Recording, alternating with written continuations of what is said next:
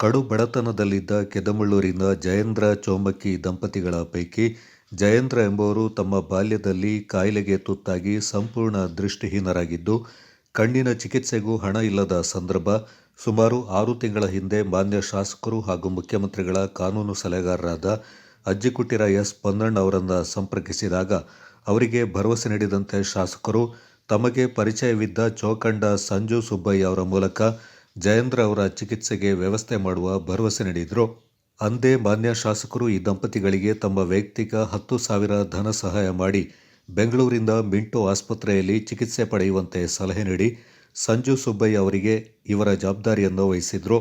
ಇದೀಗ ಜಯೇಂದ್ರ ತಮ್ಮ ಒಂದು ಕಣ್ಣಿನ ದೃಷ್ಟಿಯಿಂದ ಚಿಕಿತ್ಸೆಯ ಬಳಿಕ ಬಹುತೇಕ ಮರಳಿ ಪಡೆದು ಧನ್ಯವಾದ ಅರ್ಪಿಸಲು ಶಾಸಕರ ಕಚೇರಿಗೆ ಆಗಮಿಸಿ ಶಾಸಕರು ಹಾಗೂ ಸಂಜು ಸುಬ್ಬಯ್ಯ ಅವರ ಸಹಾಯವನ್ನು ಸ್ಮರಿಸುತ್ತಾ ಧನ್ಯವಾದ ಸಲ್ಲಿಸಿದರು.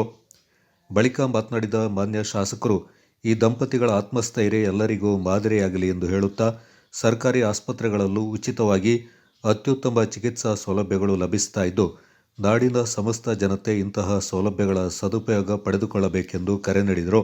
ಸರ್ಕಾರ ನೀಡುವ ಸೌಲಭ್ಯ ಪ್ರತಿಯೊಬ್ಬರಿಗೂ ತಲುಪಿಸುವುದು ತಮ್ಮ ಹಾಗೂ ಸರ್ಕಾರದ ಪ್ರಮುಖ ಆಶಯ ಅಂತ ವಿವರಿಸಿ, ಜಯೇಂದ್ರ ಅವರ ಚಿಕಿತ್ಸೆಗೆ ಸಹಾಯ ಮಾಡಿದ ಎಲ್ಲರಿಗೂ ಧನ್ಯವಾದ ಸಲ್ಲಿಸಿದರು. ಸರಿಗೆ ಮತ್ತು ಸುಬ್ಬಯ್ಯ ಸರಿಗೆ ನಾನು ತುಂಬ ಮತ್ತು ನಾನು ಕಷ್ಟ ನನ್ನ ಮದುವೆ ನನ್ನ ಗಂಡನಿಗೆ ಕಾಣಿಸ್ತಾ ಇರ್ತಿಲ್ಲ. ನನಗೆ ಗೊತ್ತಿದ್ದರೂ ನಾನು ಮದುವೆ ಆದೆ. ಮತ್ತು ನಾನು ಮದುವೆ ಆದಮೇಲೆ ಎಲ್ಲ ಹಾಸ್ಪಿಟ್ಲಿಗೂ ಕರ್ಕೊಂಡು ಹೋದೆ. ಬೆಂಗಳೂರು ಮತ್ತು ಮಡಿಕೇರಿ ಎಲ್ಲ ಜಾಗದಕ್ಕೂ ಕರ್ಕೊಂಡೋಗಿ ಎಲ್ಲರೂ ಇಲ್ಲಿ ಆಗೋದಿಲ್ಲ. ಬೆಂಗಳೂರು ಅಲ್ಲಿ ಮಡಿಕೇರಿಗೆ ಕರ್ಕೊಂಡು ಹೋಗುವಾಗ ಮಡಿಕೇರಿಯಲ್ಲಿ KRS ಹಾಸ್ಪಿಟ್ಲಿಗೆ ಬರೆದುಕೊಟ್ರು. ಅದು ನನಗೆ ಅಷ್ಟು ಹೊರಗಡೆಯಲ್ಲಿ ಓಡಾಡಬೇಕಂತ ನನಗೆ ಗೊತ್ತಾಯ್ತಿಲ್ಲ. ಅಂಥದ್ರಲ್ಲಿ ನನಗೊಬ್ಬರು ಆಟೋ ಡ್ರೈವರು ನನಗೆ ತುಂಬ ಹೆಲ್ಪ್ ಮಾಡಿದ್ದಾರೆ. ಅವ್ರನ್ನ ಆಟೋ ಡ್ರೈವರ್ ಅಂತ ಹೇಳಲ್ಲ, ಒಂದು ನನ್ನ ಫ್ಯಾಮಿಲಿ ಫ್ರೆಂಡ್ ಥರ ಅವ್ರು ಇದು ಮಾಡಿದ್ದಾರೆ. ಹಾಗೆಯೇ ಅವರು ಇದರಿಂದ ನಾವು ಮೈಸೂರಿಗೆ ಹೋಗಿ ಬಂದಾದ್ಮೇಲೆ ಅಲ್ಲಿಂದ ಎಲ್ಲರೂ ಇವ್ರಿಗೆ ಸ್ವಲ್ಪ ಕಾಣಿಸ್ತಾನೂ ಇರ್ತಿಲ್ಲ. ನನ್ನ ಕೈ ಹಿಡ್ಕೊಂಡೆ ನಡಿಬೇಕಾಗಿತ್ತು. ನನಗೆ ತುಂಬ ಕಷ್ಟ ಆಗ್ತಿತ್ತು. ನನಗೂ ಕಾಣೋದಿಲ್ಲ, ಅಕಸ್ಮಾತ್ ಅವ್ರಿಗೂ ಕಾಣೋದಿಲ್ಲ ಅಂತ ನನಗೆ ತುಂಬ ಕಷ್ಟ ಆಗ್ತಿತ್ತು. ಹಾಗೆ ಎಲ್ಲರ ಜೊತೆಲಿ ಮಾತಾಡಿ ಹೇಳಿ ಆದಮೇಲೆ ಅವರು ಒಬ್ಬರು ಪಕ್ಕದ ಮನೆಯವರೊಬ್ಬರು ಹೇಳಿದ್ರು, ಹೀಗೆ ಪೊನ್ನಣ್ಣ ಸರ್ ಹತ್ರ ಒಂದು ಸತಿ ಹೋಗಿ ಅವ್ರು ಏನಾದರೂ ನಿಮಗೆ ಸಹಾಯ ಮಾಡ್ಬೋದು ಅಂತ. ಹಾಗೆ ಒಂದು ಸತಿ ಬಂದೆ. ಹಾಗೂ ಸಂಜು ಸುಬ್ಬಯ್ಯ ಸರ್ ನಮಗೆ ಇದು ಲೆಟ್ರ್ ಎಲ್ಲ ಮಾಡಿಕೊಟ್ಟು ಮಡಿಕೇರಿಗೆ ಕಳಿಸಿದ್ರು.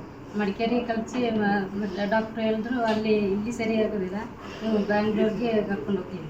ಮತ್ತು ನಾನು ಸರ್ ಹತ್ರನೇ ಬಂದೆ, ಪೊನ್ನಣ್ಣ ಸರ್ ಹತ್ರ ಬಂದೆ. ಮತ್ತು ಪೊನ್ನಣ್ಣ ಸರ್ ಮತ್ತು ಸಂಜು ಸುಬ್ಬಯ್ಯ ಸರ್ ಇಬ್ಬರಲ್ಲೂ ಕೂತು ಮಾತಾಡಿ ಅಲ್ಲಿಂದ ಒಂದು ಲೆಟ್ರ್ ಎಲ್ಲ ಮಾಡಿಕೊಟ್ಟು ನಮ್ಮನ್ನ ಬ್ಯಾಂಗ್ಳೂರಿಗೆ ಕಳಿಸಿದ್ರು. ನಮ್ಮ ಸ್ವಂತ ಕೈಯಿಂದ ಸರ್ ಪೊನ್ನಣ್ಣ ಸರ್ ನಮಗೆ ಕೈಗೆ ಒಂದು 10,000 ರೂಪಾಯಿ ದುಡ್ಡು ಕೊಟ್ಟು ನನಗೆ ಕೈಗೆ ಬಸ್ಸಾಗಿ ಹೋಗೋದಕ್ಕೆ ಕೈಯಲ್ಲಿ ಊಟ ಮಾಡೋದಕ್ಕೆ ಸಮೇತ ಕೈಯಲ್ಲಿ ದುಡ್ಡಿದ್ದಿಲ್ಲ. ಅಂಥ ಟೈಮಲ್ಲಿ 10,000 ರೂಪಾಯಿ ದುಡ್ಡು ಕೊಟ್ಟರು. ಆ ದುಡ್ಡಲ್ಲಿ ಹೋಗಿ ಕಣ್ಣು ಆಪ್ರೇಷನ್ ಎಲ್ಲ ಫ್ರೀ ಆಗಾಯಿತು. ಅಲ್ಲಿ ಒಂದು 8 ದಿನ ಇತ್ತು ಹಾಸ್ಪಿಟಲಲ್ಲಿ. ಡೈಲಿ ಸಂಜೆ ಸುಬ್ಬಯ್ಯ ಸರ್ ನಮಗೆ ಫೋನ್ ಮಾಡ್ತಾರೆ, ಆಪ್ರೇಷನ್ ಆಯಿತು. ಅಲ್ಲಿ ಡಾಕ್ಟ್ರ್ ಜೊತೆ ಸಮೇತ ಫೋನ್ ಮಾಡಿ ನಾವು ಇಲ್ಲಿಂದ ಹೋಗೋತ್ತಿಗೆ ಅವ್ರು ಫೋನ್ ಮಾಡಿ ಮಾತಾಡಿದ್ರು. ಅಲ್ಲಿ ಹೋಗಿ ಆ ಕಣ್ಣು ಆಪ್ರೇಷನ್ ಎಲ್ಲ ಆಗಿ 8 ದಿನ ಇತ್ತು. ಅಲ್ಲಿಂದ ಇಲ್ಲಿವರೆಗೂ ನಮಗೆ ಸರ್ನ ನೋಡೋದಕ್ಕೆ ಆಗಿಲ್ಲ. ಇವತ್ತು ನನಗೆ ಅವಕಾಶ ಸಿಕ್ತು. ಸಂಜು ಸುಬ್ಬಯ್ಯ ಸರ್ಗೆ ತುಂಬ ಥ್ಯಾಂಕ್ಸ್. ಯಾಕೆಂದರೆ ಮತ್ತು ಇನ್ಶೂರೆನ್ಸ್ನಲ್ಲಿ ನಾವಿರುವಂಥ ಎಲ್ಲ ಸಾಮಾಜಿಕ ಭದ್ರತೆ ಕಾರ್ಯಕ್ರಮಗಳನ್ನು ಕೂಡ ಅವರಿಗೆ ಪರಿಹಾರ ಸಿಗದೇ ಇರುವಂಥ ಸಂದರ್ಭದಲ್ಲಿ ಸಮಾಜ ಸೇವೆಗೆ ಅಂತ ಮುಂದಾಗಿರುವಂಥ ಕೆಲವು ಸಂಘಟನೆಗಳಿದೆ. ಜಮ್ಮಡ ರಮೇಶ್ ಕುಟ್ಟಪ್ಪನವರಿದ್ದಾರೆ, ಅವರು ಒಂದು ಸಂಘಟನೆ ಮಾಡಿದ್ದಾರೆ, ಅದು ಮಾಧ್ಯಮ ಸ್ಪಂದನೆ ಅಂತ. ಮತ್ತು ನಮ್ಮ ಕೇಳಿಟ್ಟಿರ ಇವರು ದೀಪು ಇದ್ದಾರೆ, ಅವರು ಒಂದು ಸಂಘಟನೆ ಮಾಡಿದ್ದಾರೆ. ಅವರು ಭಾಳ ಶ್ರಮೆ ಪಟ್ಟು ಜನರಿಂದ ಹಣವನ್ನು ಸಂಗ್ರಹಿಸಿ ಕೂಡ ಇಲ್ಲಿ ಚಿಕಿತ್ಸೆಯನ್ನು ಕೊಡುವಂಥದ್ದಿದೆ. ಇದು ಒಂದು ಅವ್ರಿಗೆ ಯಾವುದೇ ರಾಜಕೀಯ ಏನು ಇಚ್ಛಾಶಕ್ತಿ ಇಲ್ಲ, ಅವ್ರಿಗೆ ಆಸೆ ಏನೂ ಇಲ್ಲ. ಆದರೂ ಕೂಡ ಸಮಾಜದ ಪರ ಕಾಳಜಿಯನ್ನು ತೋರಿ ಇವತ್ತು ರಮೇಶ್ ಕುಟ್ಟಪ್ಪನವರು ಕೂಡ ಭಾಳ ಒಳ್ಳೆಯ ಕೆಲಸಗಳನ್ನು ಮಾಡ್ತಾಯಿದ್ದಾರೆ. ಆ ರೀತಿಯಾಗಿ ಒಂದು ಆರೋಗ್ಯಕರವಾದಂಥ ವ್ಯವಸ್ಥೆಗಳನ್ನು ಕಂಡಾಗ ಖುಷಿಯಾಗುತ್ತೆ, ಸಂತೋಷ. ಹೀಗೆ ಮುಂದುವರಿಯಲಿ. ವಿರಾಜಪೇಟೆ, ಕೊಡಗು, ಕರ್ನಾಟಕ ರಾಜ್ಯ, ಭಾರತ ದೇಶದ ನಾಗರಿಕರಿಗೆ ಇವರು ಒಂದು ಮಾದರಿಯಾಗಿ ಮುಂದೆ ನಾವು ಇನ್ನಷ್ಟು ಸೇವೆ ಮಾಡಲಿಕ್ಕೆ ಶಕ್ತಿ ದೊರಕುತ್ತೆ.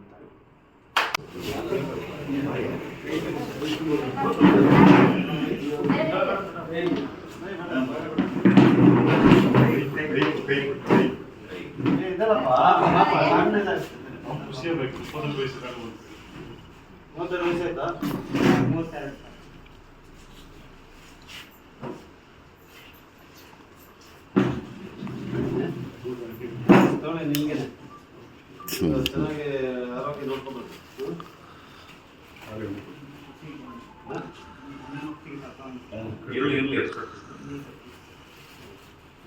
ಮಾದರಿಯಾಗಿರ್ಬೇಕಾದಂತ ಒಂದು ವಿಚಾರ, ಒಂದು ಥ್ಯಾಂಕ್ಸ್ ಹೇಳ್ತಕ್ಕಂಥ ಒಂದು ಕಾರ್ಯಕ್ರಮ ಇಲ್ಲಿ ನಡೀತಾ ಇದೆ.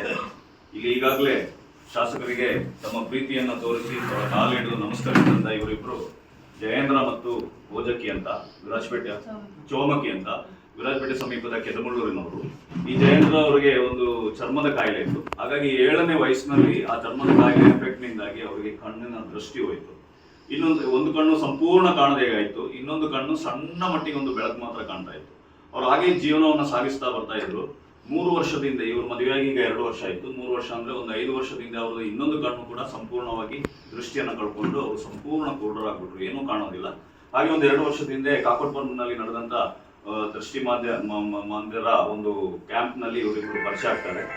ಇವರಿಬ್ರು ಪರಿಚಯ ಆಗಿ ಅಲ್ಲಿಂದ ಇವರಿಬ್ರು ಮದುವೆ ಆದ್ರು. ಮದುವೆ ಆದ ನಂತರ ಇವರು ಬಹಳಷ್ಟು, ಈ ಹೆಣ್ಮಗಳು ಪಾಪ ಬಹಳಷ್ಟು ಆಸ್ಪತ್ರೆಗಳಿಗೆ, ಬೆಂಗಳೂರು, ಮಡಿಕೇರಿ ಅಂತ ಕರ್ಕೊಂಡು ಹೋಗ್ತಾರೆ. ಅಲ್ಲೆಲ್ಲ ಹೋದಾಗ ಇವರು ಬೆಂಗಳೂರಿನ ನಾರಾಯಣ ನೇತ್ರಾಲಯದಲ್ಲಿ ಹೇಳ್ತಾರೆ, ನಿಮ್ಮ ಗಂಡನಿಗೆ ಕಣ್ಣು ಬರಬಹುದು, ಆದ್ರೆ ಒಂದು ಕಣ್ಣಿನ ಆಪರೇಷನ್ ಮಾಡಿಸ್ಬೇಕು ಅಂದ್ರೆ 2 ಲಕ್ಷ ರೂಪಾಯಿ ಆಗುತ್ತೆ, 2 ಕಣ್ಣಿಗೆ 4 ಲಕ್ಷ ರೂಪಾಯಿ ಆಗುತ್ತೆ, ಆದ್ರೆ ಮಾತ್ರ ಮಾಡ್ಲಿಕ್ಕಾಗೋದು ಅಂತ.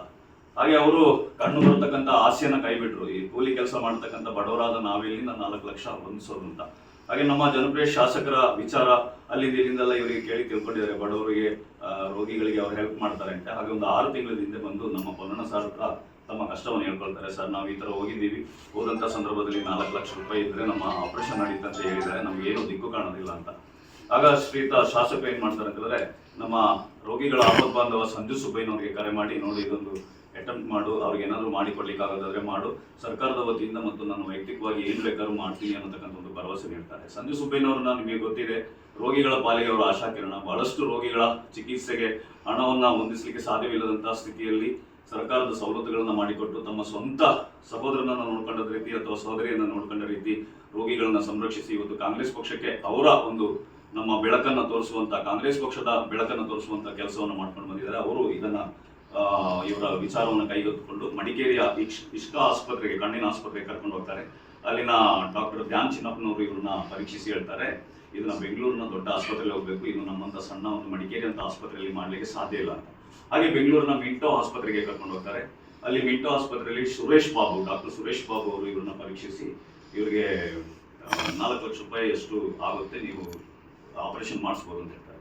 ಪುನಃ ಶಾಸಕರ ಹತ್ರ ಬಂದು ಈ ವಿಚಾರವನ್ನು ತಿಳಿಸಿ, ಶಾಸಕರು ಸರ್ಕಾರದ ವತಿಯಿಂದ ಬೇಕಾಗಿರ್ತಕ್ಕಂಥೆಲ್ಲ ಮಾಡಿಕೊಡ್ತೀನಿ, ಆಪರೇಷನ್ ಮಾಡಿಸಿ ಅಂತ ಹೇಳ್ತಾರೆ. ಆಪರೇಷನ್ ಮಾಡಿಸಿದ ನಂತರ ಆಪರೇಷನ್ಗೆ ಹೋಗೋಕೆ ಏನಾಗುತ್ತೆ ಅಂದ್ರೆ, ಇವ್ರಿಗೆ ಅಲ್ಲಿ ಬೆಂಗಳೂರಿಗೆ ಹೋಗ್ಲಿಕ್ಕೂ ಸಹ ದುಡ್ಡಿರೋದಿಲ್ಲ. ಶಾಸಕರು ಸ್ವತಃ ಜೋಬಿನಿಂದ 10,000 ರೂಪಾಯಿ ಕೊಟ್ಟಿರ್ತಾರೆ. ಅವ್ರು ಯಾರಿಗೆ ಹೇಳಿಲ್ಲ, ನಮಗೆ ಗೊತ್ತಿದೆ, ಅದನ್ನ ಇವ್ರು ಹೇಳಿದ್ದಾರೆ. ಇವ್ರು ಕೊಟ್ಟು ಇವ್ರನ್ನ ಬೆಂಗಳೂರು ಕಳಿಸ್ತಾರೆ. ಬೆಂಗಳೂರು ಕಳಿಸಿ ಈಗ ಆಪರೇಷನ್ ಮುಗಿಸಿ ಇಲ್ಲಿ ಬಂದಿದ್ದಾರೆ. ಆಪರೇಷನ್ ಮುಗಿಸಿ ಬಂದು 7ನೇ ವಯಸ್ಸಿನಿಂದ ದೃಷ್ಟಿ ಕಾಣದಂತ ಜಯೇಂದ್ರ ಇವತ್ತು ಒಂದು ಕಣ್ಣು 90% ಕಾಣ್ತಾ ಇದೆ. ನನ್ನ ಮೊಬೈಲ್ ನಂಬರ್ ಕೊಟ್ಟೆ, ಏನಾದ್ರು ಮೊಬೈಲ್ ನಂಬರ್ ಓದಿದ್ರು ಚೆನ್ನಾಗಮ್ಮ. ಈಗ ನೀಡೋದು ಕನ್ಕಮ್ಮ, ಹಿಡಿದು ಕನ್ಕಮ್ಮ.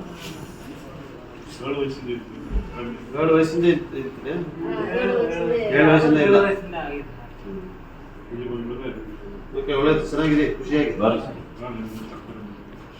ಹಾಗೂ ಇಲ್ಲಿ ನಿರತಕ್ಕಂಥ ಎಲ್ಲ ಕಾಂಗ್ರೆಸ್ನ ಘಟಾನುಘಟಿ ನಾಯಕರುಗಳಿಗೂ ಧನ್ಯವಾದಗಳನ್ನ ಅರ್ಪಿಸ್ತಾ ಇದ್ದೇನೆ. ಶಾಸಕರು ಏನಾದರೂ ಹೇಳಿ ಮಾತನಾಡ. ಈಗಾಗಲೇ ಶಶಿ ಅವರು ಬಹಳ ವಿಸ್ತಾರವಾಗಿ ಎಲ್ಲ ವಿಚಾರಗಳನ್ನು ನಮ್ಮ ಮುಂದೆ ಇಟ್ಟಿದ್ದಾರೆ. ಆದರೆ ಭಾಳ ಸಂತೋಷ ಇವತ್ತು ಪಾಪ ಇವರಿಗೆ 7 ವಯಸ್ಸಿನಿಂದ ಅಂದರೆ 25 ವರ್ಷಗಳ ಕಾಲ ಪೂರ್ಣವಾಗಿ ಕುರುಡರಾಗಿತ್ತು. ಈಗ ಒಂದು ಕಣ್ಣು ಕಾಣ್ತಾ ಇದೆ, ಓಡಾಡುವಂಥ ಪರಿಸ್ಥಿತಿ ನಿರ್ಮಾಣ ಆಗಿದೆ. ಈ ಮಹಿಳೆಗಂತೂ ಎಷ್ಟು ಹೇಳಿದ್ರು ಸಾಕು, ಭಾಳ ಗಟ್ಟಿ ನಿಲುವಿನ ಮಹಿಳೆ. ಅದರಿಂದ ನಾವೆಲ್ಲ ಕೂಡ ಸ್ಫೂರ್ತಿಯನ್ನು ಬರ್ತೀವಿ. ಅವರು ಕೂಡ ಎಲ್ಲೋ ಕಣ್ಕೊಳ್ಳಲ್ಲ, ಈತನ್ನ ಕರ್ಕೊಂಡು ನನ್ನ ಹತ್ರ ಬಂದರು. ಈಗಪ್ಪ ಇದು ಪರಿಹಾರ ಮಾಡೋದು ಅಂತೇಳಿ ಅವ್ರು ನೋಡಿದಾಗ ಭಾಳ ಬೇಸರ ಆಯಿತು. ಸಾಧಾರಣವಾಗಿ ನಾವು ಜನಪ್ರತಿನಿಧಿಗಳು ಏನಂತ ಹೇಳಿದ್ರೆ ಒಂದು ಸ್ವಲ್ಪ ಹಣ ಸಹಾಯ ಮಾಡಿಬಿಟ್ಟು ಹೊರಟೋಗ್ಬಿಟ್ಟು, ಆದರೆ ಹೆಂಗಾರೆ ಇವ್ರಿಗೆ ಪರಿಹಾರ ಮಾಡಬೇಕು ಅಂತೇಳಿ ಮತ್ತೆ ಎಲ್ಲ ಆರೋಗ್ಯ ವಿಚಾರದಲ್ಲಿ ಸಂಜು ಅವರು ನನ್ನ ಜೊತೆ ಕೈ ಜೋಡಿಸಿ ಕೆಲಸ ಮಾಡ್ತಾಯಿದ್ದಾರೆ. ಅವ್ರಿಗೂ ಕೂಡ ಸಂಪರ್ಕ ಮಾಡಿದೆ, ನೀವು ಮಿಲ್ಟೋ ಹಾಸ್ಪಿಟ್ಲಲ್ಲಿ ಮಾತಾಡಿ, ಬಾಕಿ ನಾನು ಫಾಲೋಅಪ್ ಮಾಡ್ತೀನಿ ಅಂತ ಹೇಳಿದೆ. ಮತ್ತು ಅವ್ರಿಗೆ ಆಸ್ಪತ್ರೆಗೆ ಬೆಂಗಳೂರಿಗೆ ಹೋಗೋಕ್ಕೂ ಕೂಡ ಇರಲಿಲ್ಲ ಸ್ವಲ್ಪ ಖರ್ಚಿಗೆ. ಇದು ಪ್ರಚಾರಕ್ಕೋಸ್ಕರ ಏನು ನಾವು ಮಾಡ್ತಾ ಇಲ್ಲ. ಇದರ ಉದ್ದೇಶ ಏನು ಅಂತ ಹೇಳಿದ್ರೆ ಜನರಿಗೆ ಒಂದು ಸಂದೇಶ ಹೋಗಬೇಕು, ಸಮಾಜದಲ್ಲಿ ಒಂದು ಸಂದೇಶ ಹೋಗಬೇಕು.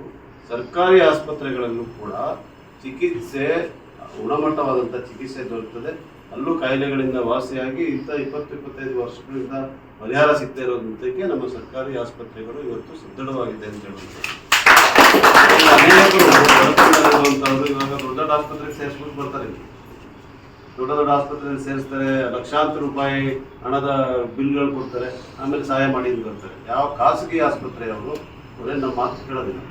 ಇನ್ಶೂರೆನ್ಸ್ ತಗೊಂಡಿರುವಂಥ ಆಸ್ಪತ್ರೆಗಳಲ್ಲಿ ನಾವು ಕೆಲಸ ಮಾಡೋದು ಮತ್ತು ಸರ್ಕಾರಿ ಆಸ್ಪತ್ರೆಗಳಲ್ಲಿ ವಿಶೇಷವಾಗಿ ಮಾಡುವಂಥ ಕೆಲಸವನ್ನು ಮಾಡಿ ನಾವು ಪರಿಹಾರವನ್ನು ಪಡ್ಕೋಬೋದು ಅಂತ ಹೇಳೋದಕ್ಕೋಸ್ಕರ ಒಂದು ಸಂದೇಶ ಕೊಡಲಿಕ್ಕೋಸ್ಕರ ಮಾಡ್ತೀವಿ. ಮತ್ತು ಭಾಳ ಒಂದು ಸಂತೋಷದ ಗಳಿಗೆ ಇದು ನಮಗೆಲ್ಲರೂ. ರಾಜಕೀಯವಾಗಿ ಮಾತಾಡ್ಬೇಕಂದ್ರೆ ನಾನು ಕಳೆದ 6 ವರ್ಷದಲ್ಲಿ ನೋಡಿದಂತೆ ಕಾಂಗ್ರೆಸ್ಸಿನ ಪ್ರತಿಯೊಬ್ಬ ಕಾರ್ಯಕರ್ತ, ಪ್ರತಿಯೊಬ್ಬ ನಾಯಕ ಮಾನವೀಯತೆಯನ್ನು ತೋರಿ ಮೆರೆದು ಯಾವ ಸಂದರ್ಭದಲ್ಲಿದ್ದರೂ ಕೂಡ ಯಾರ್ದಾರ ಆರೋಗ್ಯ ಕೆಟ್ಟೋಗಿದೆ, ಯಾರ್ದಾರ ಸಮಸ್ಯೆ ಆಗಿದೆ, ವಿದ್ಯಾಭ್ಯಾಸಕ್ಕೆ ತೊಂದರೆ ಆಗಿದೆ ಅಂತ ಹೇಳುವಂಥದ್ದನ್ನೇ ತರ್ತಾರೆ ಅಂತ ಹೇಳೋದಕ್ಕೆ ಇದೊಂದು ಸಣ್ಣ ಉದಾಹರಣೆ. ಇದು ಕೂಡ ಎಲ್ಲವನ್ನೂ ಪರಿಹಾರ ಮಾಡಲಿಕ್ಕೆ ಸಾಧ್ಯ ಆಗೋದಿಲ್ಲ.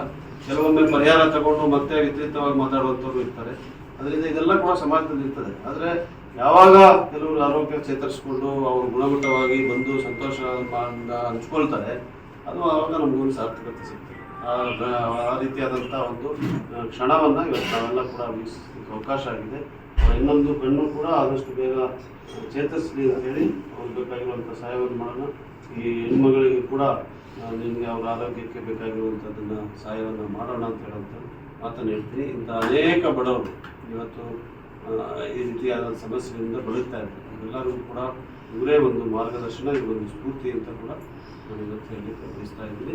ಎಲ್ಲರಿಗೂ ನಮಸ್ಕಾರ. ಸಹಕಾರ ಮಾಡಿದಂಥ ಸಂಜುಶುಭೇನವರಿಗೆ ಮತ್ತು ನಮ್ಮ ನೌಶಾದ್ರವ್ರಿಗೆ, ಎಲ್ಲರಿಗೂ ಕೂಡ ಹಂಸ ಎಲ್ಲರಿಗೂ ಕೂಡ ನಾನು ಧನ್ಯವಾದಗಳನ್ನು ಹೇಳಲಿಕ್ಕೆ ಬಯಸ್ತಾ ಇದ್ದೀನಿ. ರಂಜಿಯವರು ಎಲ್ಲರೂ ಕೂಡ ಸೇರಿ ಇದೊಂದು ಮಾಡಿದ್ದೆ.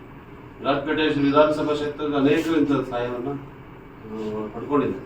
ನಮಗೆ ಸಂತೋಷಕ್ಕೆ ಹೇಳ್ತಾ ಇದ್ದೀನಿ ಅಷ್ಟೇ. ಇದರಿಂದ ಪ್ರಚಾರ ಪಡ್ಕೊಂಡು ರಾಜಕೀಯವಾಗಿ ಬಳಸುವಂಥ ಉದ್ದೇಶ ಯಾವತ್ತೂ ಕೂಡ ಇಲ್ಲ. ನಾನು ಹೇಳಿದೆ, ನಿಮ್ಮ ಕಣ್ಣು ಕಾಣ್ತಾ ಇಲ್ಲ ಅಂತ ಹೇಳ್ತಿದ್ರಲ್ಲ, ನೀವು ಮಾಡಿಸ್ಕೊಳ್ಳೋದಿಲ್ಲ, ಮೊದಲು ಅವ್ರದ್ದಾಗಲಿ ಅವ್ರದ್ದು ಅವರಿಗೆ ಬರಲಿ ಅಂತ ಹೇಳ್ತಿದ್ದಾರೆ ಅಂತ ಅಮಾಯಕ. ನೀವು ಅವ್ರಿಗೊಂದು ಅಭಿನಂದನೆಗಳು ನಾನು ತಿಳಿಸ್ತಾ ಇದ್ದೇನೆ. ಇದೊಂದು ಕಾರ್ಯದ ಮೂಲಕ ಶಾಸಕರು ಮಾನವೀಯತೆ ಸಕಾಲ ಮೂರ್ತಿ ಅನ್ನೋದನ್ನ ಮತ್ತೆ ತೋರಿಸ್ಕೊಟ್ಟಿದ್ದಾರೆ. ನಮ್ಮಲ್ಲಿ ಎಲ್ಲರೂ ಕೂಡ ಏನಂದ್ರೆ ಹೆದರೋದಂದ್ರೆ ಇವತ್ತು ಆರೋಗ್ಯ ರಂಗದಲ್ಲಿ ಇರ್ತಕ್ಕಂಥ ಆ ಒಂದು ಹಣಕಾಸಿನ ತೊಂದರೆ, ಅದಕ್ಕೆ ಯಾವತ್ತೂ ಸದಾ ಬೆನ್ನೆಲುಬಾಗಿ ಇವರಿಬ್ಬರು ಇರ್ತಾರೆ ಅನ್ನತಕ್ಕಂಥ ಭರವಸೆ ನಮ್ಮ ಪಕ್ಷದ ವತಿಯಿಂದ ಜನಸಾಮಾನ್ಯರಲ್ಲಿ ಮೂಡಿಸುವಂಥ ಪ್ರಯತ್ನ ಇದೊಂದು. ಈ ಒಂದು ಪ್ರಯತ್ನ ಸಫಲವಾಗಿದೆ. ಅವರಿಗೆ ಎಲ್ಲ ವಿಧವಾದಂತಹ ಒಂದು ಅನುಗ್ರಹ ಭಗವಂತ ನೀಡಲಿ ಅನ್ನತಕ್ಕಂಥ ಮಾತನ್ನು ನಿಮ್ಮೆಲ್ಲರ ಪರವಾಗಿ ನಾನು ಅವ್ರಿಗೆ ಹೇಳ್ತಾ ಈ ಒಂದು ಕಾರ್ಯಕ್ರಮದಲ್ಲಿ ಇವರ ಇದೇ ಸಂದರ್ಭ ಪ್ರಮುಖರು ಸಾಮಾಜಿಕ ಕಳಕಳಿಯ ಬಗ್ಗೆ ಮೆಚ್ಚುಗೆಯ ಮಾತುಗಳನ್ನಾಡಿದ್ದ ಶಾಸಕರು ಕ್ಷೇತ್ರದಲ್ಲಿನ ತನ್ನ ರಾಜಕೀಯ ಜೀವನದಲ್ಲಿ ಕಳೆದ 6 ವರ್ಷಗಳಲ್ಲಿ ತಾನು ಕಂಡಂತೆ ಮುಖಂಡರು ಬಹುತೇಕ ಸಂದರ್ಭಗಳಲ್ಲಿ ತನ್ನ ಬಳಿ ಜನರ ಸಮಸ್ಯೆಗಳನ್ನು ಪರಿಹರಿಸಿಕೊಡುವಂತೆ ಮನವಿ ಮಾಡುವುದನ್ನು ನೆನೆದುಕೊಂಡು ಹೆಮ್ಮೆಯಿಂದ ಮೆಚ್ಚುಗೆ ವ್ಯಕ್ತಪಡಿಸಿದರು.